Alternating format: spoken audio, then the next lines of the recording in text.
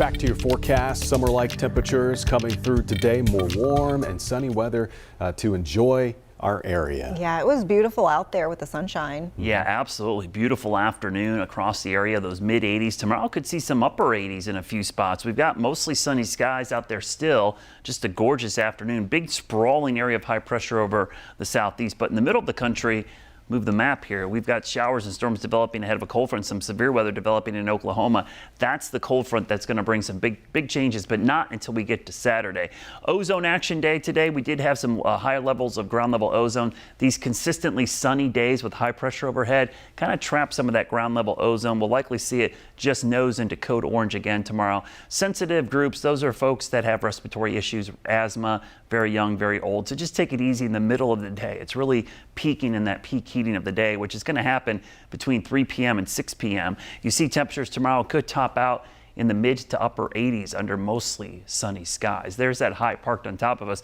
Once the high moves away, we should start mixing the atmosphere up a little more, and certainly going to see more mixing as this cold front gets closer and closer. It'll start to push in here as we go into Saturday. Ahead of it, we're likely going to see a couple lines of showers and storms. If we look at Friday, we're dry, but early Saturday morning, there might be an early morning, maybe pre-sunrise, a cluster of showers moving through. That moves through fairly quickly. There should be a break. Again, notice it's not going to rain the entire day. We get closer to the midday hour, basically around 11 a.m. to noon. There could be a couple other little clusters of showers. Those push off to the east and really start to intensify in the afternoon east of us with drying. So you could see certainly not a washout. There's going to be plenty of breaks. So you have outdoor activities.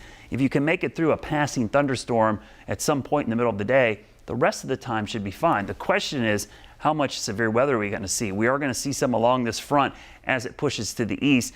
The timing of the front, if it moves through earlier in the day, actually works in our favor, that we're going to see a low risk for severe storms on Saturday. If it slows down and moves through more during peak heating, then we could have more of an issue, because we certainly have plenty of strong wind shear and energy in the atmosphere. We just don't know how much storm fuel or CAPE we're going to have, or what the trigger is going to look like. That's the timing of the front. Those two are kind of tied together on Saturday. That thunderstorm fuel, we call it CAPE, does surge up a little bit on Saturday, but notice it's really as it pushes into central North Carolina and eastern North Carolina where it surges the most. So maybe not enough fuel to give us widespread strong storms, but still the risk is there.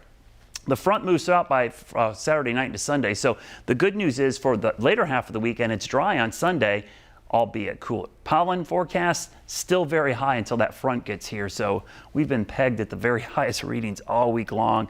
Been feeling it. You've been seeing it. It's going to be around for a while until we see things kind of taper off into May. Rainfall over the next 7 days, definitely a better chance of seeing an inch or so in the next 7 days. This will include this weekend and then again next week. So this weekend, again, Saturday's the day we'll watch for scattered storms. Not a washout, much cooler with clearing skies as we go into Sunday. Now, the Guy Roofing 7-day forecast shows that cool down going into next week. 60s for highs.